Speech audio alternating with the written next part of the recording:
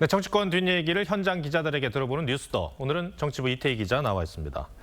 조국 전 대표 사면 이후 행보와 관련한 논란이 계속되고 있는 것 같아요. 네, 조국 전 대표 오늘은 부산을 찾았는데 질의응답 질의응답 과정에서 2030 청년 세대, 특히 남성 일부가 극우화돼 있다고 주장했습니다. 앞서 자신의 입시 비리 혐의에 대해 진솔한 사과 없이 2030 세대에 사과를 한다고 마음이 풀리겠냐는 발언으로 논란이 된 데 이어 또다시 청년층을 겨냥한 겁니다. 네. 조 전 대표는 청년 세대가 극우화된 원인으로 주택 문제, 취업 불만 등을 들었는데 야당에선 입시 비리에 분노한 청년 목소리를 외면하고 있다는 지적이 나왔습니다. 정작 청년 지지층 이탈의 큰 원인이었던 자신의 입시 비리 혐의는 언급하지 않은 걸 지적한 건데 자신에 대한 청년 세대의 부정적인 인식을 극우화로 정당화하려는 게 아니냐는 지적도 나옵니다. 한동훈 전 국민의힘 대표는 청년들이 자신을 싫어한다고 극우로 매도하는 갈라치기 정치라고 비판했습니다. 조 전 대표는 오늘 문재인 전 대통령을 예방한 데 이어 내일 노무현 전 대통령 묘역을 참배하고 이어 호남 당원 교류에 나설 계획입니다. 예. 그러니까 저희가 지난주에 그 조국 전 대표가 올린 그 된장찌개 영상이죠. 예. 그 영상이 이제 사실은 한우집에서 찍은 거라고 이제 전해드려서 파장이 있었는데 조 전 대표가 이에 대해서 반박했죠. 네, 조 전 대표는 SNS에 이 같은 논란을 제기한 이들을 향해서 해괴한 분들이라고 했고 또 돼지 눈에는 돼지만 보인다는 표현까지 썼습니다.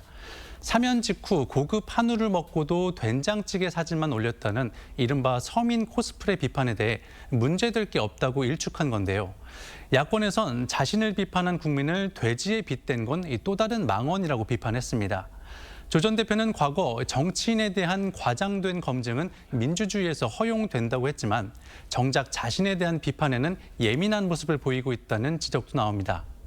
오늘은 논란을 의식한 듯 비빔밥 사진과 함께 식당의 간판까지 찍어서 공개했습니다. 그런데 조 전 대표와 관련한 사진 논란, 이번이 처음이 아니죠. 네, 지난해 총선 직후엔 대형 쓰레기 봉투를 정장을 입고 버리거나 휴게소에서 식판을 든 모습을 공개했습니다. 소탈하다는 반응도 있었지만 당연한 일을 대단한 척한다는 비판도 나왔었습니다.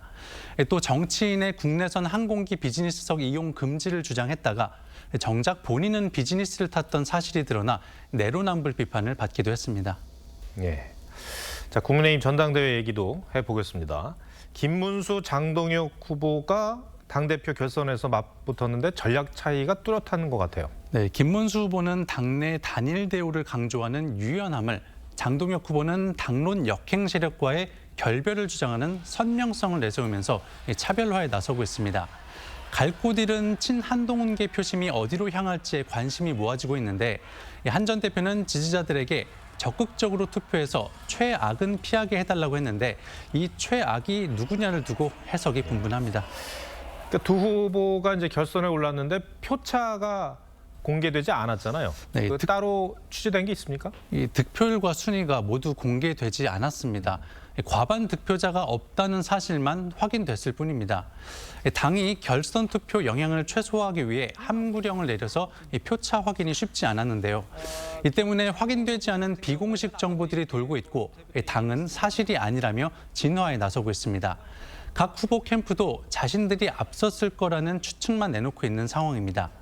다만 어떤 후보가 당선되더라도 탄핵에 반대했던 이 반탄파가 다수인 지도부가 출범하는 만큼 내년 지방선거를 앞두고 중도 확장에 대한 진지한 고민이 필요해 보입니다. 네, 알겠습니다. 이태희 기자, 잘 들었습니다.